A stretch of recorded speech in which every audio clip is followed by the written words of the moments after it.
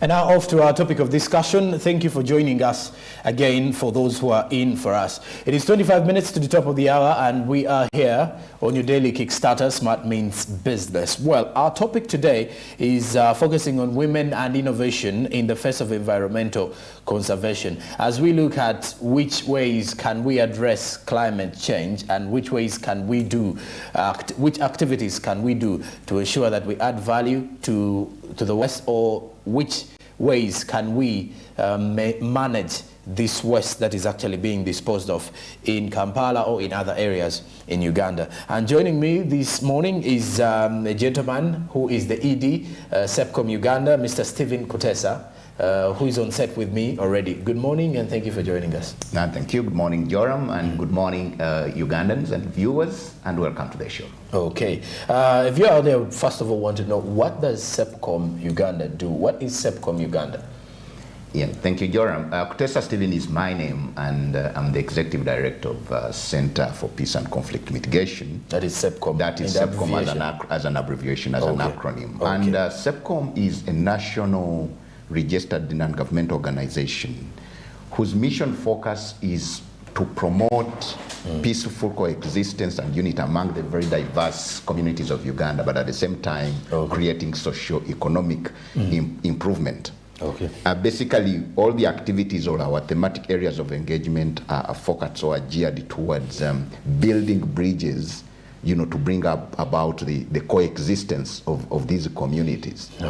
Yes, sure. Okay. Now, speaking of women and innovation in the face of environmental conservation, one may wonder, why do we have a gentleman to speak for the women? I will tell you that in entrepreneurship and in growth, we have people who have been excluded, whom we want also to connect. Like I told you, for Cepcom, we normally look at inclusion. Women, we have always termed as the vulnerable communities, and they've been left out in a number of platforms, and a number of opportunities that have not been given the chance. So as Cepcom, we look at them on how do we bring them on board, how do we raise their voices as the excluded part of the community, so as to exist, to coexist with the rest, especially with the men counterparts. And I think if we are to look by and large at entrepreneurship and business development, you realize that women, by virtue of the fact that they are female, they are women, they have been left out. I think as we progressively get into this, you realize that there are a number of,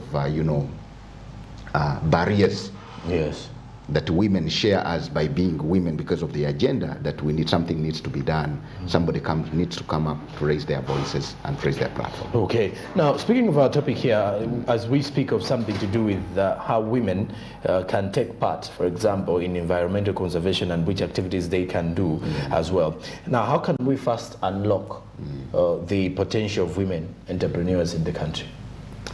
Now, first of all, let's look at entrepreneurship itself, and it's being an integral component of developing any community or any economy. Entrepreneurship as per se would be more of a process, of innovators, of creating businesses that are going to generate income. More so it could be in form of profit. And in this case, you realize that for us as an economy, take Uganda as an example, for us to grow, we need to do a lot in this line, right? In entrepreneurship. But the point is it inclusive? You realize that it is not inclusive. That's why we are saying, you're asking, how do we unlock them? Meaning, at some point, we are realizing they are more of locked in a certain system. And for us to bring them in an inclusive kind of approach, we need to do something. First of all, we need to understand, how are they locked? Women are locked by virtue of the fact that they are women. Their gender identification has already crossed multiple barriers that hinder or hinges them from full participation into the entrepreneurial sector. One, I will cite examples where we have discriminations simply because they are women. Look at the norms, that excludes them simply because they are women.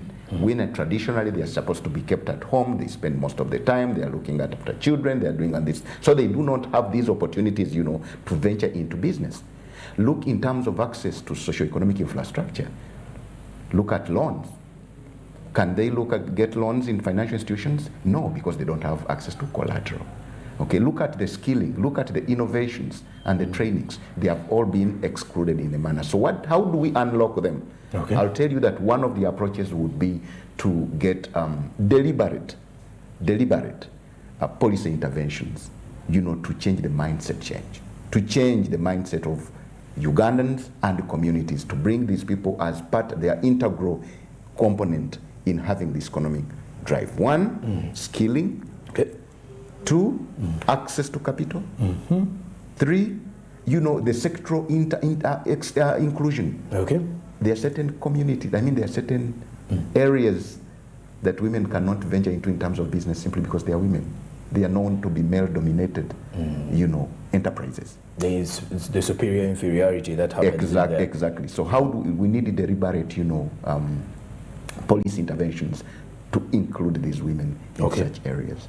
And also the livelihood sector that we needed to cater for them as well. Now you mentioned some of the hardships they face. Let's dive into those challenges that the women in business face, because entirely when you mention the issue of society and all that, and then there are some barriers, but what are some of the other challenges that they face while pursuing their business? A lot of them, one is the stigmatization, I would call it, by virtue of their agenda as women. Like I've already mentioned it to you, that this is a male-driven kind of a system, where traditionally we feel that women have been more or less defined to be housewives traditionally, right? And where they have come up to crop up, for example, to venture into business and they have managed to get some little money, you realize we are even ending up into domestic violence, for instance, where males feel that now possibly they are being overtaken simply because women have gotten some income. So these are some of the challenges that even how do they come up onto the platform, to explore all these ventures and all these opportunities when they have been already suffocated by a system which identifies them simply because they are women. Okay? They cannot come up, to share all these basic opportunities, the skilling, the innovation. Because innovation comes along with the skilling. But if they have been suffocated in a way that they don't have a platform simply because they are women, therefore you find that they are always pushed into those low value kind of defined enterprises. They are enterprises that have been well known now to be kind of male dominated, that women don't venture into them. Despite the fact that even where women have crossed the boundaries to go there, they have even performed possibly better than men. So the point of one of the challenges they face is how do we cut out that barrier to exclude that being women to do as well other related enterprises. Okay, do we have these entrepreneurship programs that enable the women to take part in conservation of the environment, but still in line with business? They are there, but still, I would say it is still a drop in the ocean. I think it is not yet fully blown. We are still lacking out in that area. How do we groom them? Where they have participated in the opportunities, but they are not well utilized. There are still emerging gaps. There's actually still gaps there are dots that need to be connected in those areas, especially in lines of conservation. A lot of opportunities that have not yet been tapped, and I think these are the opportunities and these are some of the works and activities that we need to prioritize as government, but as well as other stakeholders. Okay, and there's something here regarding women, the short end of climate change and all this. Then what way can we help them take part in this drive? And when it gets to climate change and women, I just want to share with you and with our fellow viewers that we normally don't look at the impact of climate change directly. We never look at it directly, but I will tell you that women face the direct and indirect effects of climate change far way bigger than their male counterparts. Okay? You're asking us why they are at the lower end of this. Yes, they are the lower because they are always not, brought onto board and to the platform. They are always suffocated down there. I will give you an example. You realize that globally, of course, women form the biggest percentage of the most marginalized, just by virtue of their population, but also by virtue of the fact that they are women. Yet women, for instance, I'll tell you, in these developing countries like Uganda, 45% of the food production is done actually by women farmers.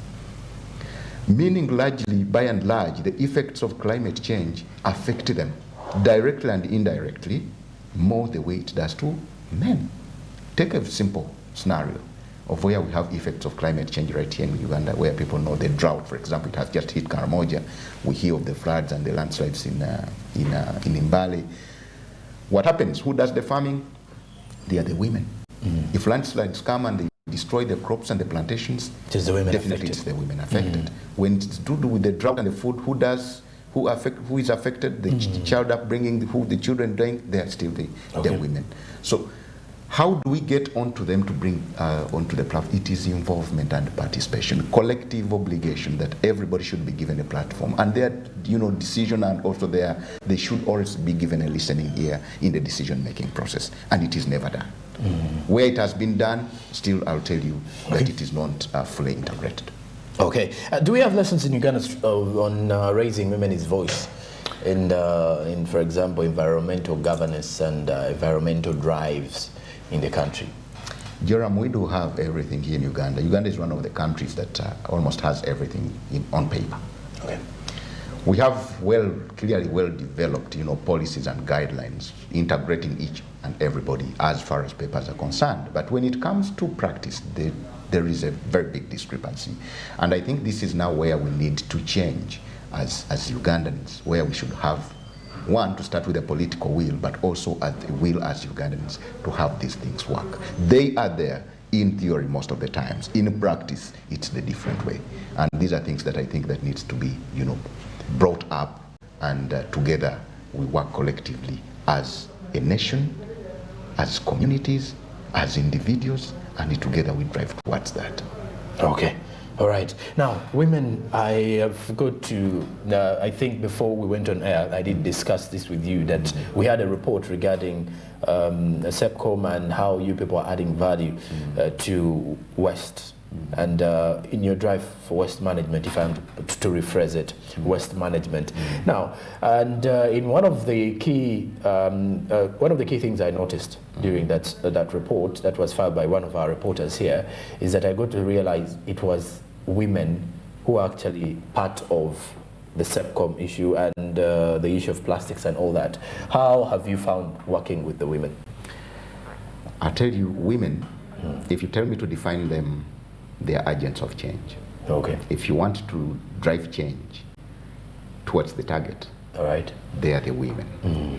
At Cepcom, we prioritize women, especially. We do a lot of in different thematic areas, but specifically to do with environmental governance, where we have scaled down to go to waste management as one of them, and recycling. And we opted to pick out, of course, the biggest percentage. We include men, but 30%, 70% of the people involved there, they are the women. Because we realized, one, in the communities, women have been, like I mentioned, left out. They are the left out gender. Left out in homes, left out in communities, and yet they are the people who spend most of the times, when you go out right from your own homes, our own homes, who spend most of the time when it comes to do with domestic chores that finally generate the waste. Sometimes they are the women. Who are affected by this? They are the women, because when we get, for example, clogged water channels that finally get into cholera, when people get sick, who gets the biggest of the burden to look after the sick people? They are the women. Okay? When we get to environmental, destruction, when it cut trees, destroy forests, turn into drought, and finally famine, still you realize women get the biggest impact of this. Okay? And even in situations where things have gone, hard and wrong, we the men, sometimes we tend to hide away from the facts, and that's why you find we call them single mothers who burden with their children. And so these are the people we realize in communities that we need to skill, to give interventions to bring them on the board, their voices to be heard, and participate collectively in any other actions. Especially, we believe that we start with the grassroots. The bottom-up approach works for us, that we involve communities to identify, first of all, the problems, and therefore to identify solutions to tackle the problems. Okay. And why is it in most cases that organizations, civil organization, the government is always pushing for women in business, and even in terms of funding, you realize women are given more money because of the idea that they are less privileged in society.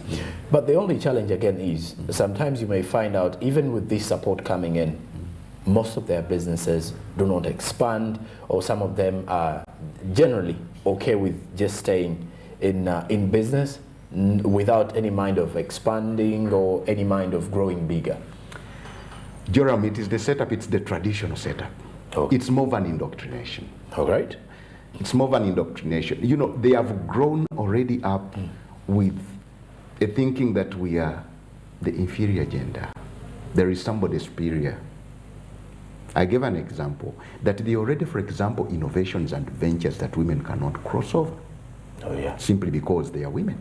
Okay. They are well known to be male-dominated enterprises. Go in infrastructure and development, construction.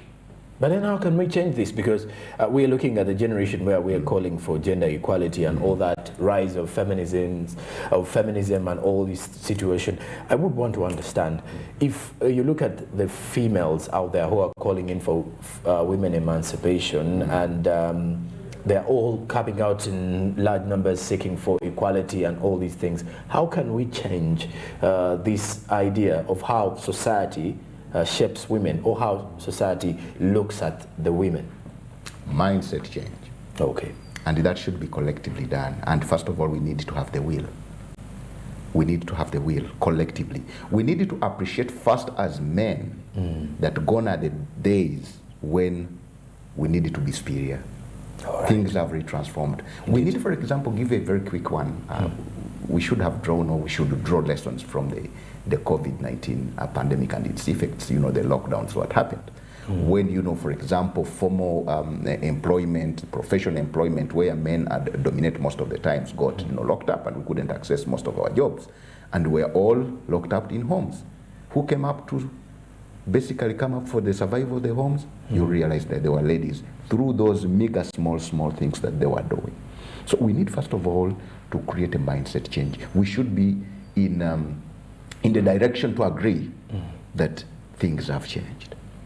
And women should be looked at as our potential supplements, right from homes, but even in the production lines and even in innovations. When we get to that level, because women have actually proved it to be even better than men where they have done things. Because for me, I believe that they are drivers of change, because they are very committed, but number two, they are consistent. So we needed to create a platform for them where they should engage in this, but also skilling. They should be actually deliberate interventions, where need to be policy interventions. We should give them room to get skilled. We should give them room to build their capacity. For example, they even access. You said that there are times when they cannot even, expand their started innovations, simply because they cannot, for example, access, financial capital and any other infrastructures. Okay. And you mentioned mindset change. So that means if we are to mention collective will, both sides have to balance. They have to. But when you interact with most of the women, what is their attitude towards changing this? Because I believe there are some strong pillars of women, or there are outspoken women who you look at in society and they want to change the way women are being looked at in society. But then there are those who are already willing to be submissive to how society already shaped them. I think again there is a gap. Okay. There would be role models. I personally feel there is still a gap that needs to be filled up. That when they come up to advocate, most of the times they are not doing it collectively. They are doing it as individuals. And we need to do a lot of sensitization right from the grassroots.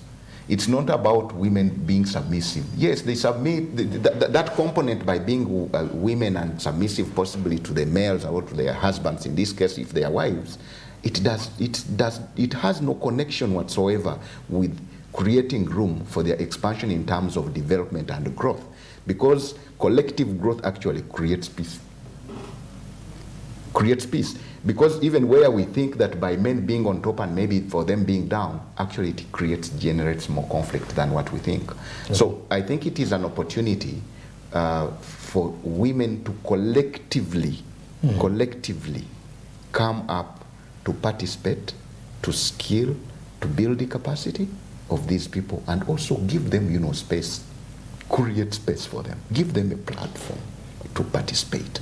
I think that will demystify the other concept that, when women, for example, maybe they have the power, the muscle to do certain things, they are going to dominate the males, it will diminish. Okay. I think most of the things are done because it is just a certain mindset that traditionally the norms say what, and those are still the areas that we, I think, being driven into, and we need to change them.